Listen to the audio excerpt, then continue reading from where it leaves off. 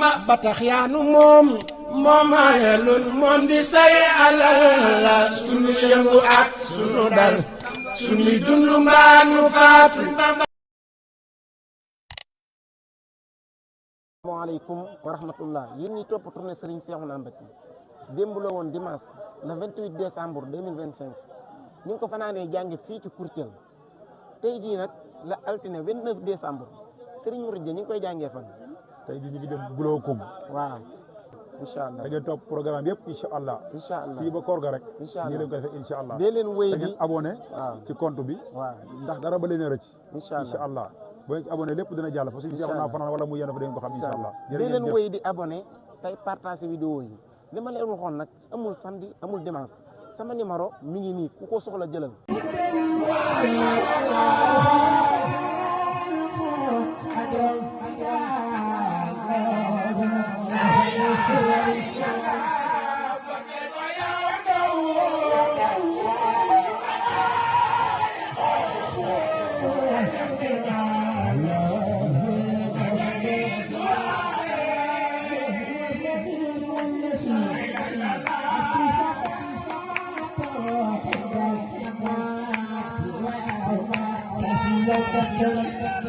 ku yaakaar seen tubaab ji bu ñu màggal ko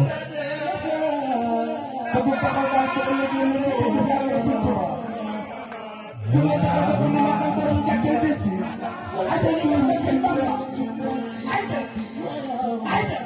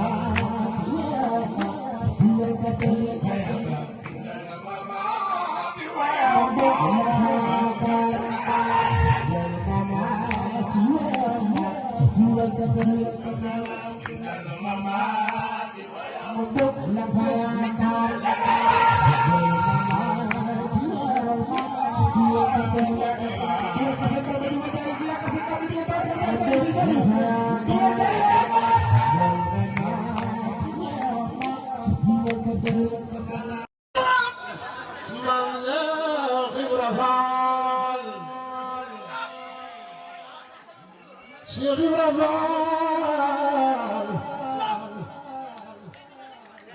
Maam Cheikh Ibra Fall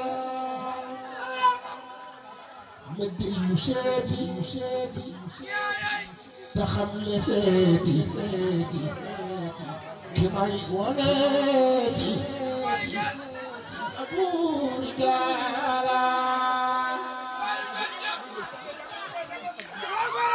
ma dellu seeti te xam le feeti ki may waneeti abuuri jaala Babul Muridin kekiti goryo tadane mbariya bumuje mbiriya Cheikh Ibra Fall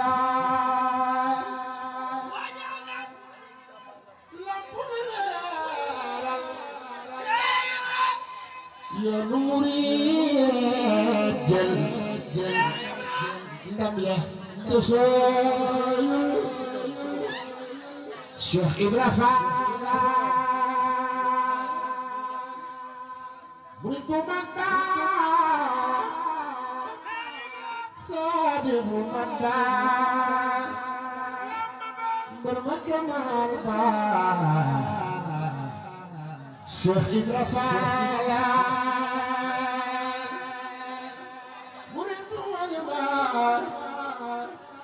Saadiq bu mag bu def nii lu magal Cheikh Ibrahima Fall ak dinaa jël murid yu dëggal ka tax mu sellal Cheikh Ibra Fall mbir mi la góor la Cheikh Ibra Fall mbir mi la góor la Cheikh Ibra Fall góor bi la góor la te góor la góor la góor la taawu lam la